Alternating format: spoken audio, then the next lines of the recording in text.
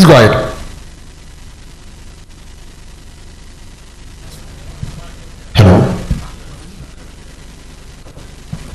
Hello. Good evening, Mr. Vice President. Before I go to my question, I'd like to draw your attention to the sad issue of the national amputee team. They are probably Abusian for Mimamunina Aqua Bason Kondeba RAZ Media GH. So Abusian and dear Dr. Alhaji Bawumia H say we yell.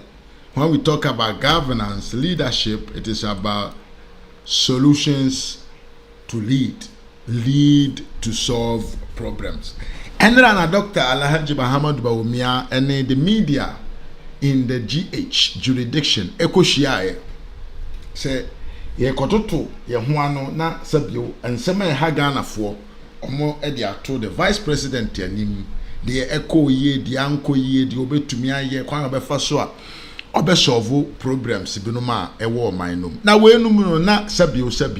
Some NDC pro journalists were involved. They were there because the MPP flag bearer meeting the press. No, na something organized with already prepared questions. So it was open to each and everyone to partake. Every journalist in the country to partake and be part of the conversation. And the NDC pro journalists were also there. So at a point, people decided that they wanted to put His Excellency, the Vice President of the land, in anger with a tough questions, thinking say His Excellency would have not been able to answer those questions. Now, I didn't know. Emma NDC for pro journalists binom ede and komobi betu tuja. Na abusia sa ya wo nanya nimdia no ho body no mrekra. Body no mre. How this man was able to handle this journalist with the intellectual answers, especially on the fact of nurses trainings are suffering, teachers are suffering, teacher trainees are suffering, fitters are suffering. The pro NDC journalists not going to say Bianca sa question no ebema Dr. Alhaji Bawumia aboto kakra na nso no papa no ye kanyam sa ni nimdie ne kasa. I've never seen a president that goes deep details to let you understand what actually he meant. Enti abusia wo de yenko ni eni kenko tie questions are the journalists are no more or de ma doctor na ye wia yakwakutie the response doctor so edemon because yen to me more response no nko ankyerɛ abra yemfa questions nka ho e ne sa wonte asem na se kan wo say ha RAZ Media GH subscribe na like your videos na share your videos so my. Let's go and listen. After when we finish, we will come back and we will start again. Thank you for being here. Come with this question from the sports, I believe.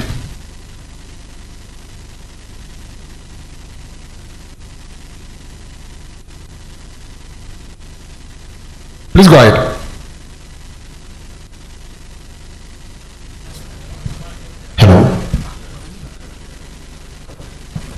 Hello. Good evening, Mr. Vice President. Before I go to my question, I'd like to draw your attention to the sad issue of the national amputee team. They apparently won the African Amputee Championship. They are owed per diems and bonuses that have not been paid. And they feel very neglected. And we all know that the strength of every nation is determined by how well they treat the vulnerable in society. In your manifesto, you talk about building 6 new stadiums in the 6 new regions. Currently, we have 5 major national stadiums, and only one, that's the Kumasi Sports Stadium, is fit enough to host a FIFA or CAF organized senior national team game. So I want to know what motivated that decision. And since we are even struggling to maintain 5, how well can we do if we have 11? Thank you. Thank you, Kankamburu. We'll do. So give the microphone to Ohini, please. He's right there. Please give the microphone to him. From the Ashanti region. Thank you. Good evening, Your Excellency. My name is Ohini Adazwa, Sompati, Sompa Radio, Kumasi. Yeah, Rastafari. Selassie, I.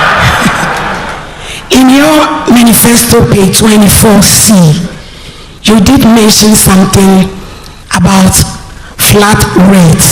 So let's say somebody import car engines and somebody second-hand clothing.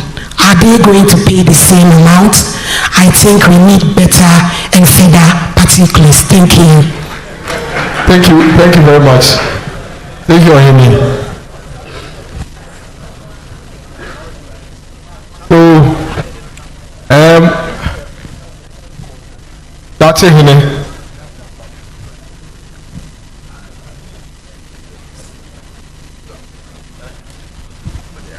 Thank you, Your Excellency. My name is Dachi Nanayawa Sante from Onuya FM.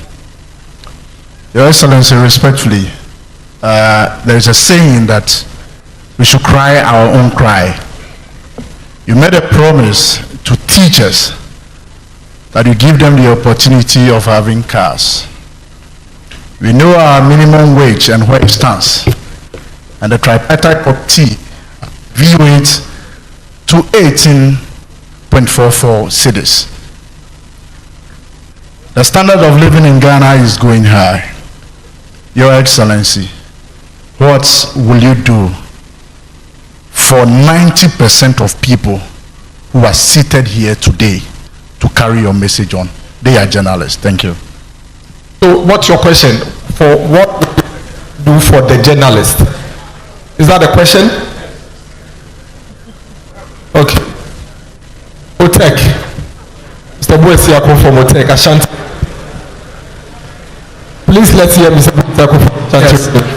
Your Excellency, I want to congratulate my MP, Honorable Dr. Poki Prempe. Honorable, Your Excellency, you highlighted 14 key promises in your manifesto, but none of them were apportioned timelines on it. So how can you hold you accountable if not? Because it seems to become mere political rhetorics. Thank you. Okay, Ibrahim from GH1.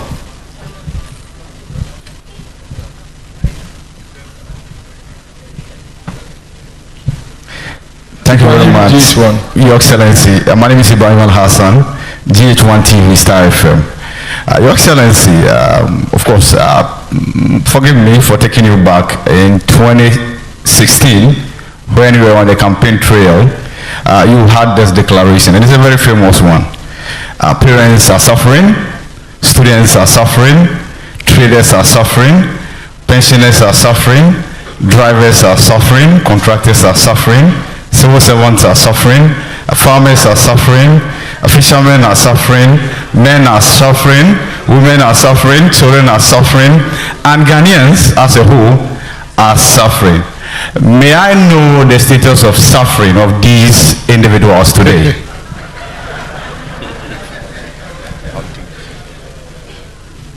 I'll take Vanessa from Metro TV Accra, then I'll come to Andy Kakam. So please get a microphone to Andy, and then Vanessa will speak. And then I'll come to you later. But Vanessa, Andy, then. Thank you. My name is Vanessa Idotumbuating from Metro TV. Mr. Vice President, you will remember this quote: if the fundamentals are weak, the exchange rates will expose you. And as at the time you were making this statement, a dollar to CD was 3 cedis and above, or about 3 cedis, 4 cedis, right? Thank you. 2024, a dollar to a cedi is 15 Ghana cedis, about 15 Ghana cedis. Okay, over 15 Ghana cedis. Thank you. How do I explain this to my mother, a cocoa seller, that in 2014, the fundamentals were weak. In 2024, where a dollar is now 15 cedis, the fundamentals are not weak, but the prices of goods and services are high today. Thank you. Okay. Rapoko, please. No. Yes, let Abna come and then you come. I want to hear more of the ladies at the point. Mebacho FM Abna Pokua ahwini mi wadun TV eni adum FM. Na masebisa yes ba ko kanka beka didi kan. Mebacho pese ye share Dr. Bawumia ne hihye fofra wode ebeko etia galamsey ayadia so man ko ache eno achi so Afram Plains 2016 MPP share call for bo esemo the bridge ebeto Afram Musulu so me pese me hu na ho hihye ya kodon Koko Sports Stadium so me pese me hu no baby atibia no ewo asatna medase. Thank you. We'll take Nanaya, then His Excellency will give the responses. Please go ahead. Good evening, His Excellency. I would like my question to be answered in Twi, but I'll ask it in English. Please go ahead. Okay, so I'll ask it in Twi. I just want to know, say, in the first 100 days, if Ghanaians decide to vote for you, what would be the things you would want to tackle first? Thank you. Let's take the responses and then we'll come back to the questions. Your Excellency.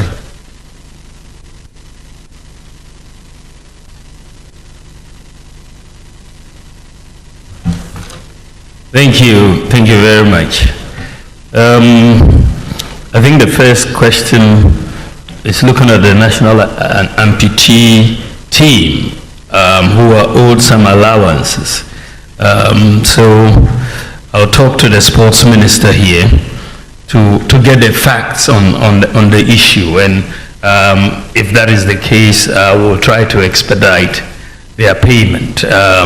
So I'll when I leave here, I'm going to raise that issue. There is also the issue of 6 new stadia that and only one of the existing 5 is being maintained. I think that is a very good question. One of the problems we have is the lack of maintenance of our pitches. I met with the Black Stars in Kumasi before their last game there, and when we met, the coach and the players were very clear that what they really needed, and this is why I've put it in our manifesto, was an international standard pitch. You know, that the pitches that we have are difficult to play on, and we needed international standard pitches. So in fact, in the manifesto, we need to do it. And I believe that we need professional management in terms of the maintenance of these pitches. And we need to train people and also bring in the people with the knowledge.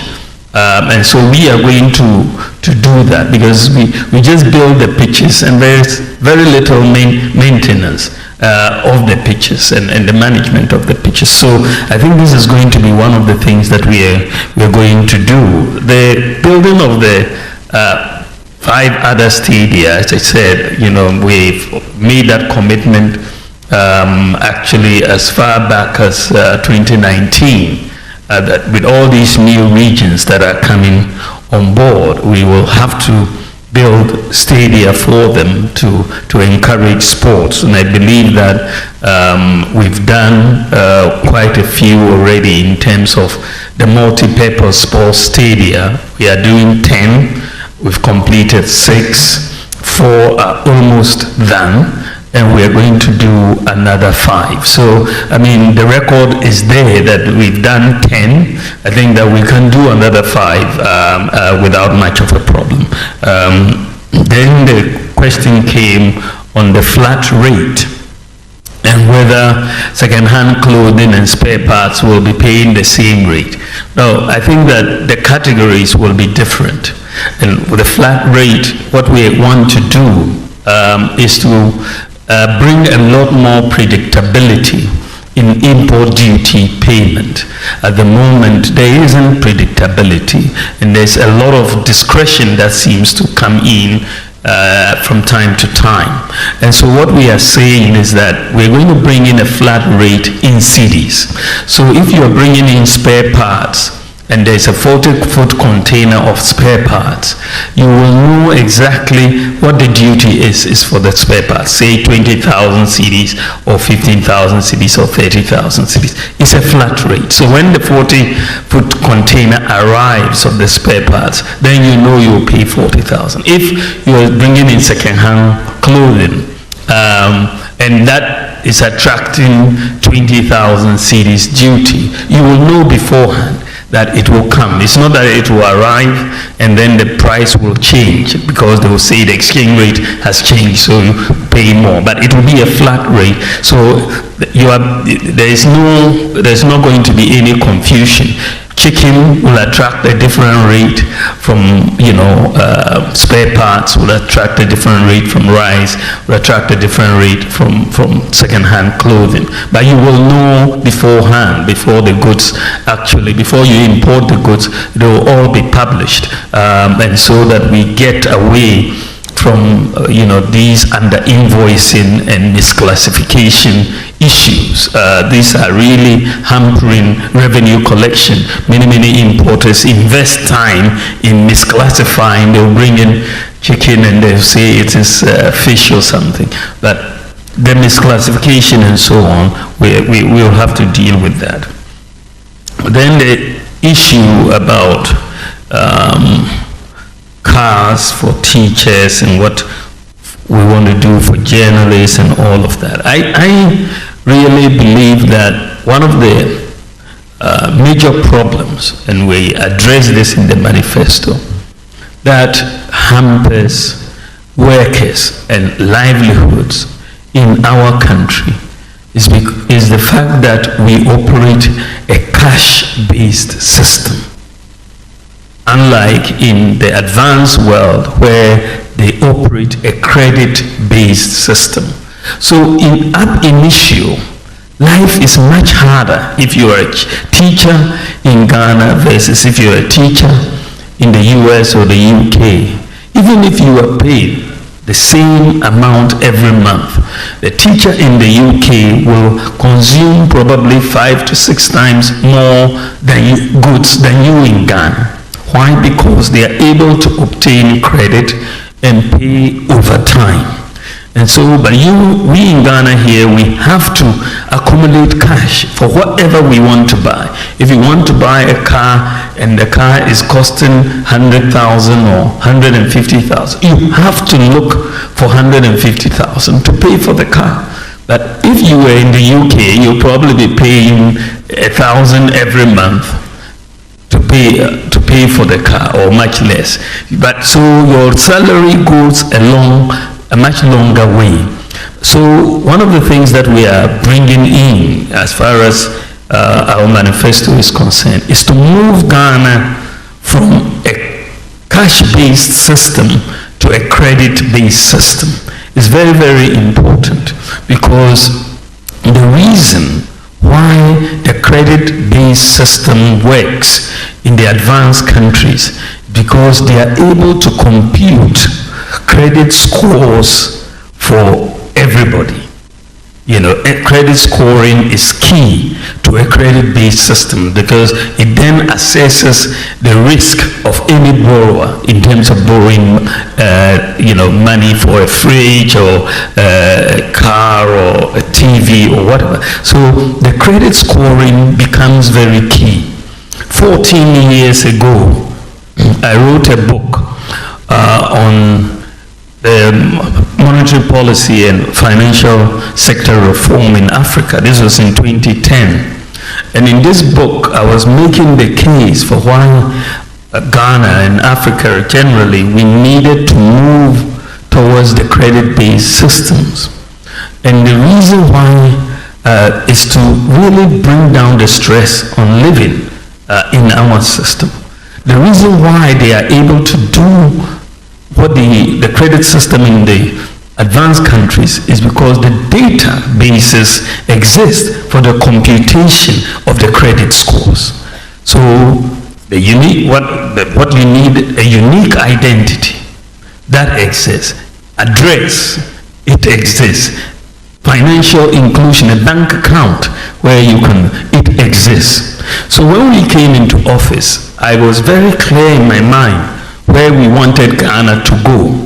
We needed to put in place the digital address system, the Ghana card, which we have done. We needed to put in place the address system. When we looked at the address system, I realized that it was going to be very difficult to go with what we had before, street addresses and so on. So I proposed that we go with digital address systems. I mean, at the time, only one country in the world, Mongolia, had a digital address, a wholesale digital address system.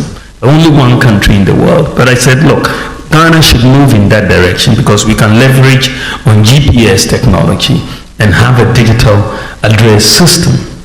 Now we have been able to get a digital address system, and we are the second country in the whole world to have a wholesale digital address system. Every part of Ghana we can have a digital address. Now then the third leg of this to allow us to get to credit scoring was to make sure most Ghanaians would have a bank account so that your financial transactions can be scored and monitored and so on. But when we came in, I realized that, of course, very small percentage of people had bank accounts, but a lot of people had mobile money accounts, you know, and so I made the point that the key to get everybody financially included was to have that interoperability between the mobile money account and the bank account. And so we were able to do this mobile money interoperability. And so today, Ghana now has all the elements. All the elements are now in place for Ghana to move to a credit-based system. All the elements are now in place. And so we expect credit score. In fact, interestingly, when I made the point that individual credit scoring doesn't yet exist in Ghana, people were actually arguing, saying that that wasn't true, but that is absolutely true. So we are going to begin, you know, proper wholesale individual credit scoring, which would then provide us a basis so that, you know, people can buy their cars. And I mean, someone was talking about the local producers and all of that. Once they know that we can offer this to teachers and they can pay overtime, or to journalists and they can pay overtime, and they don't have to bring all the cash at once, then life will be much more bearable to all of us. So my expectation is that the credit scoring system, things are moving much faster than I expected. It's now manifesto, we're moving to it, but I think that it's likely to begin before the end of this year because of where we are now. I expect to launch it reasonably soon because of where we are now. We've got everything in place but that will fundamentally change everything for Ghana. Currently in sub-Saharan Africa, it's only one country that has a credit scoring system and a credit base. That is South Africa. Ghana will be, before the end of this year, the second country in sub-Saharan Africa with a credit-based system. But it will bring down the pressure on all of our workers once you enter into that. Then there was a question that went on the lack of timelines for the manifesto in terms of promises and so on. I think that when you are going for an election, you are going for an election for a 4-year term initially, isn't it? Yeah, so your promises have to be in line with that term of office. right? That this is what I want you to elect me to do these things, right? But I think that we have a pretty good record in terms of honoring our promises. We've done some work to look at our 2016 manifesto, what proportion of those promises we've honored, and it has been 83% of the 2016 manifesto has been honored, 83%. And then when you look at the 2020 manifesto, 2020, even in the midst of all these crises, we are fulfilling, or we've fulfilled 80% of our 2020 manifesto. My opponent in his 2012 manifesto, when he became president, he only fulfilled 28%. We've done the numbers. 28% of his 2012 manifesto. 280 promises.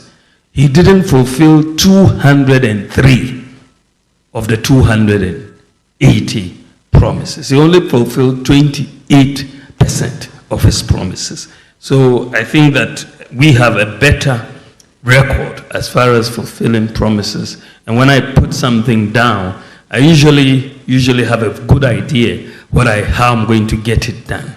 And so that is I think, something that we are going to look at. I think that the issue has come about suffering.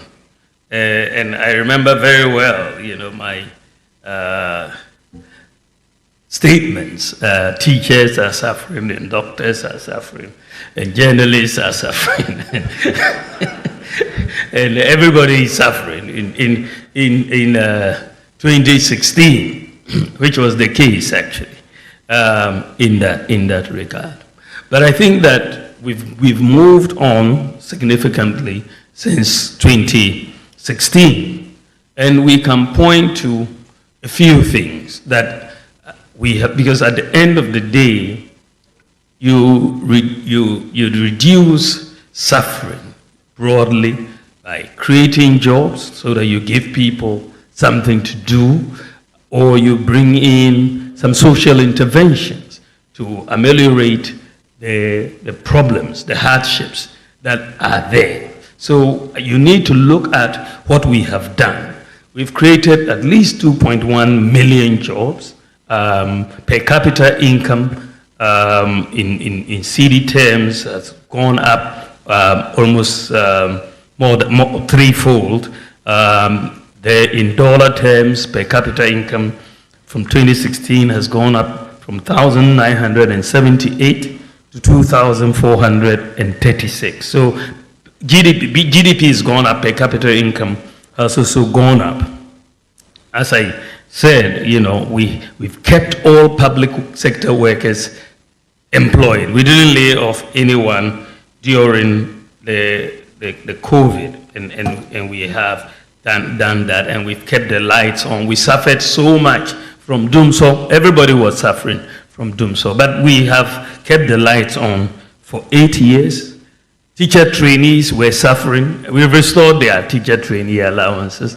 Nursing trainees were suffering. We've restored their allowances. People who were using the NHIS had major issues. The people who had sickle cell were suffering because the hydroxyurea, which was really needed and wasn't covered by the NHIS. Today it is covered by the NHIS. Today kidney dialysis is covered, as well as childhood cancer was also covered. You also see that for the people, the issue of rent advance, the National Rental Assistance Scheme has come in to really help in that. During COVID, we gave free water for a year, free electricity. For people in the rural areas and remote areas, we've brought in medical drones to deliver medicines, vaccines, blood across 2,694 health facilities. And even recently, when there was flooding because of rain in the farm plains, we had to get the drones to take examination papers over there, which were not initially. Parents have now had the benefit of free SHS for 8 years, have had the benefit of free TVET, and therefore the suffering of a lot of parents in paying fees has also reduced. School feeding, when we were coming in 2016, only 1.6 million children benefited from school feeding. Today, 4 million children are benefiting from school feeding, more than double. We have also absorbed the examination fees for all students, for BEC and WACSI examinations. And then, as I said before, we've doubled the number of student loan recipients from 30,000 to 58,000. We've introduced the no guarantor student loans. A lot of students who were suffering, looking for guarantors, now just need their Ghana card and they will get it. You know, so we've done quite a bit we brought in one constituency, one ambulance, and we procured the ambulances for many of our constituencies or many of our districts. And also, if you look at the small and medium enterprises who had major problems in accessing funding, we've provided funding over the last 8 years to 444,000 SMEs, 1.4 billion Ghana cedis, which has been quite significant by any account and very historic in that regard. So I think that yes, the suffering is there, but we've done a lot of social interventions to ameliorate that suffering. It's not gone, but at least we can point to things that have gone in to reduce the suffering of our people. I mean, even renewing National Health Insurance card was a problem. Just to renew it, many people had to go and sleep. I know in my constituency, people had to go to the NHI office and sometimes sleep for 3 days before they could renew National Health Insurance membership. But today, you just sit in your home and renew. Today, you sit in your home and buy electricity credit. You don't need to take trotro or taxi and go reduce the suffering of people, even though, of course, it is not complete. We still have more to do, and we'll continue. So the other question, which is a nice one, Vanessa was asking, if the fundamentals are weak, the exchange rate will expose you, which is a truism. It was true then, and it's still true today. It's an economic truism that once the fundamentals weaken, you will see the impact on the exchange rate fundamentally. And when we talk about many of these fundamentals, you're talking about the GDP growth rate, you're talking about the fiscal balance, you're talking about the exchange, the reserves, level of the reserves that you have, inflation, and so on. When we came into office, during the first term before we hit COVID, between 2017 and 2019, you saw the fundamentals pretty much strengthening by all accounts. And the exchange rate depreciated in those 3 years by less than 5%. That was the lowest depreciation in the currency for 28 years. 28 years. That was the lowest depreciation of the currency.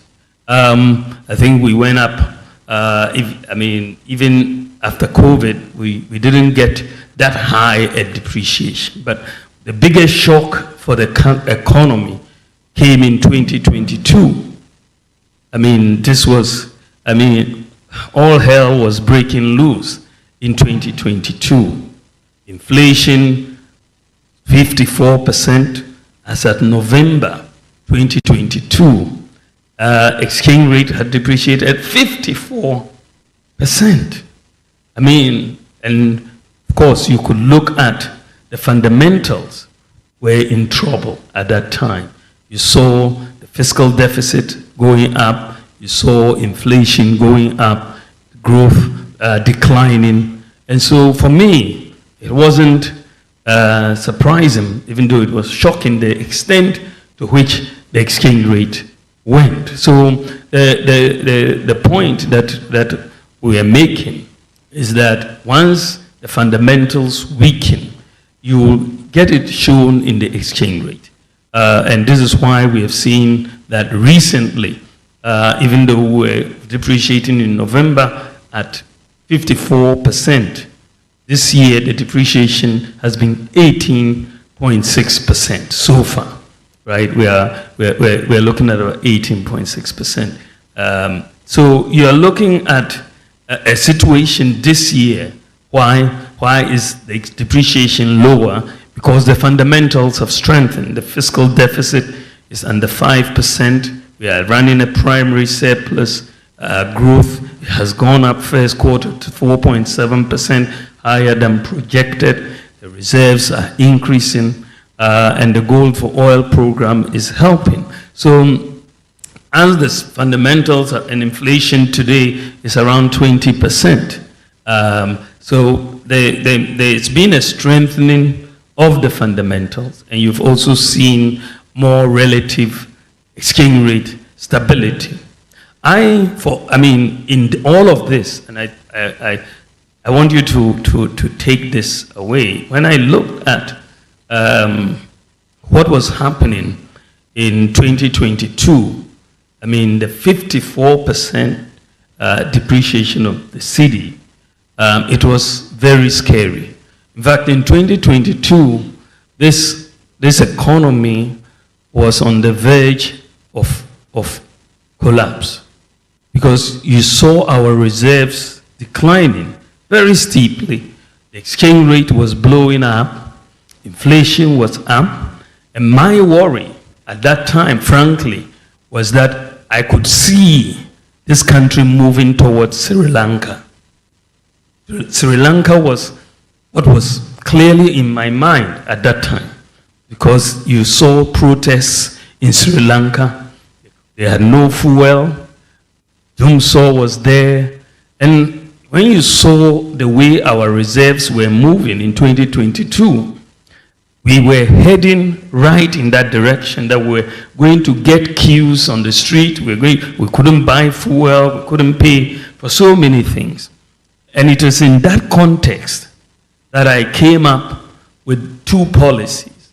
One was the gold for oil policy and the gold purchase program of the Bank of Ghana. Because when I looked at it, sometimes when they say necessity is the mother of invention, because when I looked at it, we were headed for disaster, But I made the case. I looked at the numbers, and I said, well, how are we going to get foreign exchange to buy fuel in this declining reserves? And then I looked at gold. I said, let's take a look at gold. I looked at the reserves of gold that we had, and it was 8.7 tons. 8.7. That is from independence to 2022. Our gold reserves were 8.7 tons. 8.7. When you looked at the US, they had 8,000 tons in gold reserves. The UK, Germany, France, all above 2,000, 3,000 tons.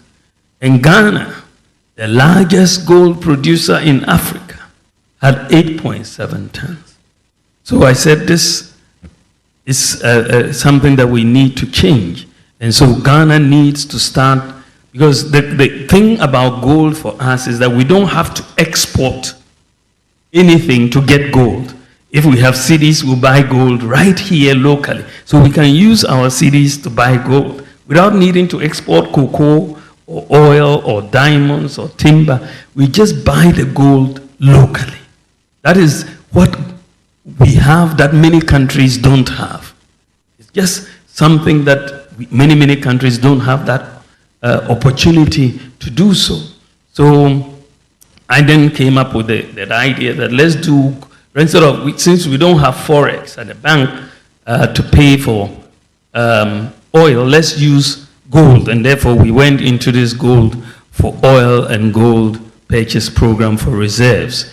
And what is very, very interesting, frankly, without this gold for oil, the gold purchase program, this economy would have collapsed. There's no doubt in my mind. There's no doubt in my mind. Why do I say so? In the last couple of years, Bank of Ghana under the gold purchase program has been able to buy $5 billion of gold. $5 billion of gold. Think about it. We've gone to the IMF to look for $3 billion, which is going to be paid over 3 years. And this is why we are going through it. But locally, we've been able to buy $5 billion. And this is why there are no queues for petrol. This is why Dumso has not happened in Ghana. Because otherwise, where would you have gotten $5 billion from your reserves? Where would you have gotten $5 billion from your reserves to keep up all the payments you needed to make? So that has been, for us, the game changer. And so the pilot that we are seeing with the gold purchase program and the gold for oil program, I want to institutionalize it going forward. And this is why, by the grace of God, when I am president next year, we are going to institutionalize this. Someone asked me, oh, why is it that the French West African countries have not seen depreciations in their currency? Cote d'Ivoire, Senegal, and all of these. I said, well, they are anchored. The currency is anchored to the euro through the French franc. So they are anchored. Unfortunately for Ghana, we don't have an anchor. There is no anchor for the city. So what I am going to introduce, what I want to institutionalize, is something that we have learned from this crisis. You will not find it in any textbook. Maybe some people will now write it in a textbook. You won't find it in a textbook. It's not in a textbook. Because what I'm going to do is fairly simple, as I said, but we have had to learn about it. Because what we are going to do is to say that if you want foreign exchange, and we've tried it already, the pilot with some of the big companies. One big company had 3.1 billion Ghana cedis. They wanted to externalize 3.1 billion Ghana cedis. And they were looking for foreign exchange. Can you imagine the impact on our market? If someone comes out with 3.1 billion cedis looking for dollars. So they were trying to talk to the Bank of Ghana and all of that. So their chairman flew into the country and came to see me and said, we are having these problems and we have to externalize our dividends and all of that. We have 3.1 billion and we are looking for dollars. So looking for dollars from all the banks and all of that. So I listened to them and then I asked, will you take gold? They said, oh sure, gold is forex. That is not a problem. So I called the governor and said, look, why don't we put this 3.1 billion through the gold purchase program? And guess what? It was done virtually overnight. And their money was given to them. So essentially, what we're saying is that the demand for the dollars, you bring your cedis. We have the gold. There's no doubt. I mean, the gold is there. I mean, we have 5 billion ounces, even not yet explored, as the Geological Survey Authority has told us. That's $10 trillion. Right? So bring your cedis. We buy the gold, give you your forex. It's that simple. So your demand for the forex will be met by an equal supply of gold, and Ghana will see stability of the currency long term. So we're looking for a simple solution to a long-term stability for the cedi. And that is what we are bringing in, and that is what is happening. What I'll tell you, and I'm sure maybe some of you have heard, is that other countries have started coming to Ghana to learn about our gold purchase program. Yeah, other countries have started coming. The Bank of Ghana is inundated with requests for people to come and learn. As I said, this is not in textbooks, but this is what we are doing. So I think that the fundamentals ultimately has an impact on the exchange rate, but the crisis that we have gone through has now made us to think a bit outside the box and bring in this new solution. Now, Abna Procure was asking about Galamsey and what we are doing about it. And I yo. And your maminka tree kakra. Galamsey, no, asamin by kakra kakra.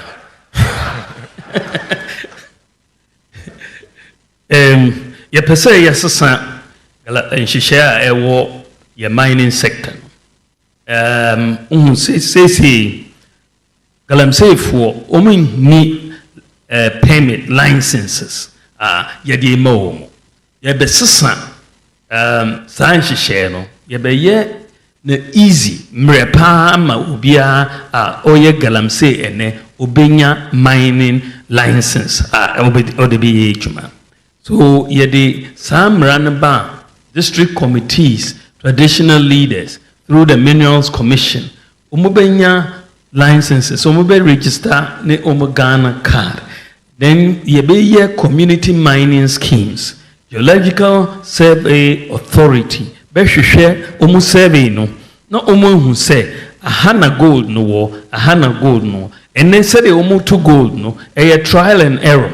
Ubako wako tu ha wenya na wako ha wenya na o say assassin no, but yet the data ba na ya kantra mo say Galamsey for or small scale miners ahana gold no wo into ye shisha community mining scheme wo ho amamo monko ho montoto omo ya na ya to omo gold no adi akọ Bank of Ghana nti san shisha no na ye de ba mi be shisha Minerals Development Bank ama mining small scale mining sector no so said the Agri Development Bank ye shisha no for equiafo no ye shisha new Minerals Development Bank ama small scale miners na aboa wo no nya equipment ye de common use ade a friend common user facilities efidie bia to gold no now udi shemu na yi high percentage of gold amount sana yede beto ho ama obia in the community mining schemes so that omubenya more gold from their activities enti san share baswa me gidi say Galamsey no ebetwa so yensizi obia excavator na yashino na or whatever sadia no ebetwa so na yedi akọ.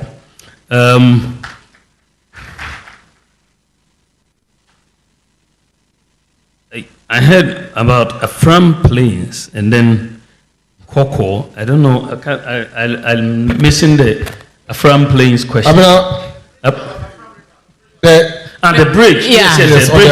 And Koko Sports Stadium 2020. Mukase mo besi ehun she medase.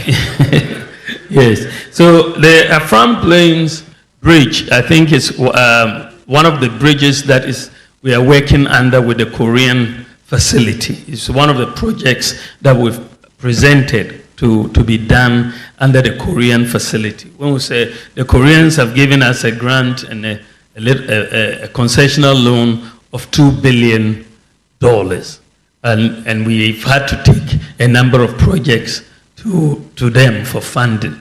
I think that bridge over there from is one of them.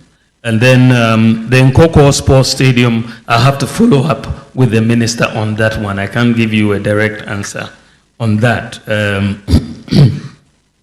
Then the question came, the first 100 days, what would you do? I'm definitely not taking a honeymoon.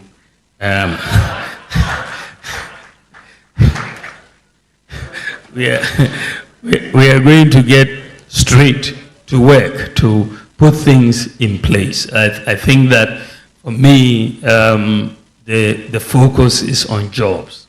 And so you have to put in the budget as quickly as possible so that you can make sure that the tax amnesty regime comes into place, the flat tax regime comes into place, so that by the time of your first budget in March, these things, the Ghana First, Buy Ghana First policy, that we put it in and pass the law so that we can get the Ghana First policy. The e-levy will go because we have to focus on digitalization of the economy, and so we need to take out the e-levy as well. So these are some of the things that I believe that we can do very, very, very quickly as we come in,